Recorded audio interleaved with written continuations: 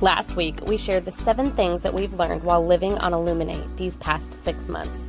This week, we will share with you how COVID-19 has affected the Florida Keys. On March 25th of 2020, Highway 1 closed to all non-residents of the Florida Keys.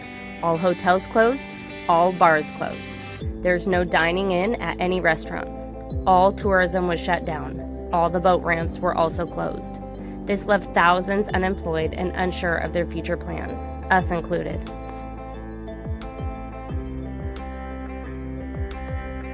The community around here is happy and here to help and support one another. They offer free lunches, free hot dogs. The grocery stores open special hours for seniors, and they set aside essentials just for them.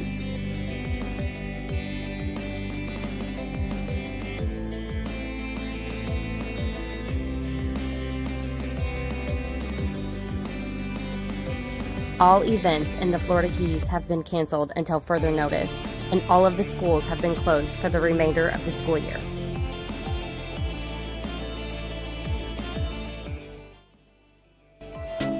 So here's the story of the Wandering Naps. We are a family of 5 from Texas. Chris and Jolene met in 2nd grade and began dating our freshman year of high school.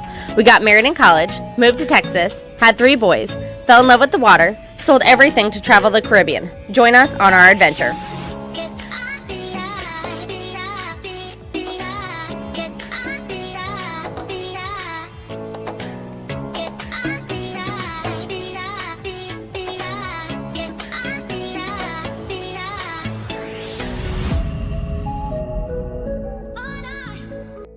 So Jolene called me today, said that we have no water pressure, so we couldn't turn on sinks, couldn't flush the toilet.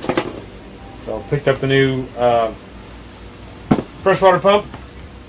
We're going to have to get that installed tonight.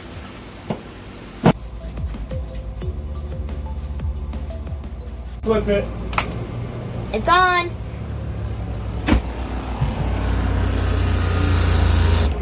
Ooh. There you go. Carter, go over to the sink and turn on the water, see if it works. Running water. Ew, gross.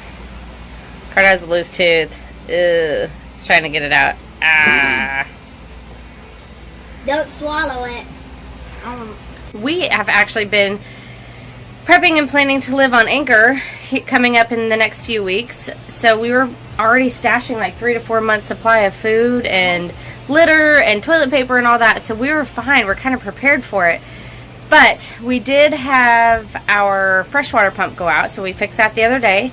And then other than that, we just need fresh fruits and veggies. So we kind of feel like we're prepped and ready for it. We are practicing our social distancing, some self-quarantine time, watching our sunsets, having our sunsetters. Sundowners. Sundowners, thank you. Don't know when I'm going to work next. The water sports company I work for is shut down for at least the next 2 weeks. So I have 2 or 3 boats that have been waiting on me. So I've been working on other people's boats while they've been 6 feet away. And then when we got back, we're doing some projects of our own. Jolene, she didn't do this side, but she got all the rest off of the side over there. And I did my first coat of varnish on our table. So we'll that'll be my next. Every morning I'll get up and put another coat of varnish on for the next whoever knows how many days. Watch our sunset.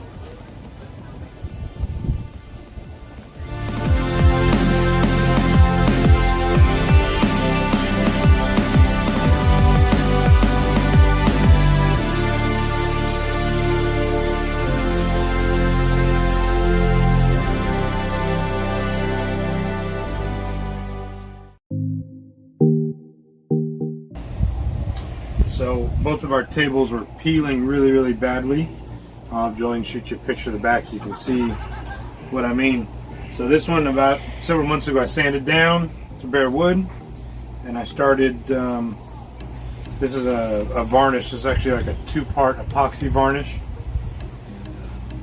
So this is my 4th or 5th coat, and I'm really excited. It's turning out really nice. I like the color.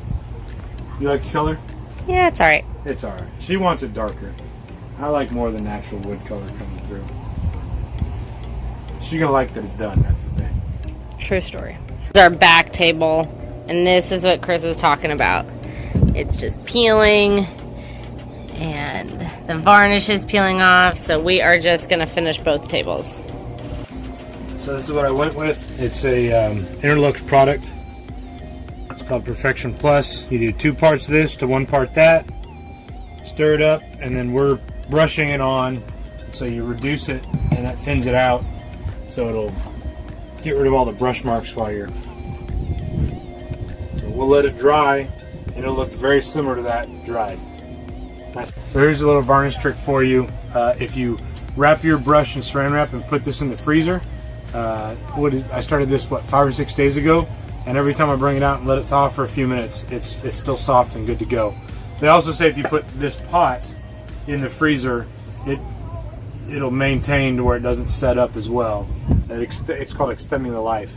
I haven't done that. I'm just mixing enough to do my coat, but the brush trick has worked really, really well. And I've been told it works with just regular traditional varnish as well.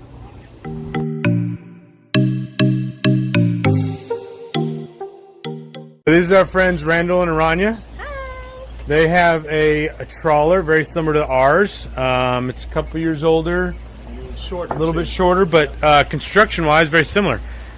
We're doing some fiberglass work on it. We did a bunch of deck work. I'm going to give you a quick walk around and show you what we did. We've gone through and sanded, and then we had to fill every single screw hole with epoxy, thickened epoxy. And then we had to come back through and sand all that down. So you can see there's a screw hole. It's nice and smooth now. And then they also had this post here, which unfortunately had rotted. And so we're going to fix that. They had several more holes up. So we're taking it from a teak deck. So this is going to get painted and textured. And so it'll look more like this boat over here. How it's got just a white fiberglass textured deck. So you've got questions and we've got some answers. So here we go. All right, our first question for this week is from Sherry Copeland on Facebook. She asked, is it everything that you thought it would be? What do you think? So it is exactly what I thought it would be, but that doesn't mean that it's always paradise. Yeah. So we knew we'd be bored, we knew we'd be lonely, yeah. And now apparently so are all of you. That's right. So, but yes, it is exactly what I thought it would be. Yeah, it's the boat's been a work in progress for us. It's always more work than you expect, but really the biggest thing that really has been unexpected, which is the same thing that's been unexpected for all of you, has been this whole COVID-19 and our travel plans. Yep. Yeah, that's the other thing. We haven't been able to move, so we're stuck for now, but we'll get going as soon as we can. Our second question for today is from Patrick New, also from Facebook. He asked, has your fuel consumption been extravagant, and would you have considered purchasing a different type of boat? So actually, we looked at multiple different type of boats. Hindsight, we're actually very happy with what we got. Mm-hmm. The space is great for us. We looked at a bunch of boats which had bigger engines, and the fuel consumption, what we know now, probably would have been extravagant. We have smaller engines. We burn about 4 to 4.5 gallons an hour, running at 8 knots.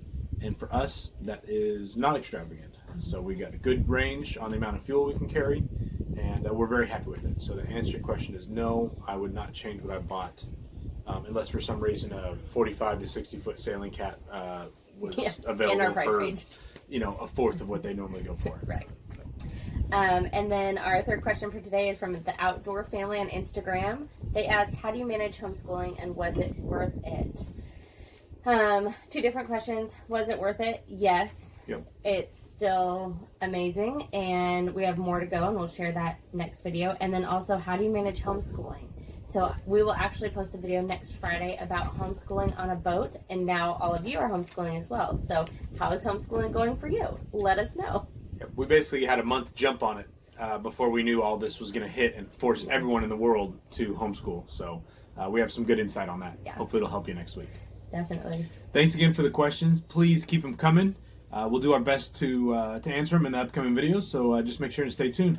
See you guys next Friday. Make sure and join us next Friday. Jolene will talk about homeschooling on a boat, and we'll update you on our future travel plans.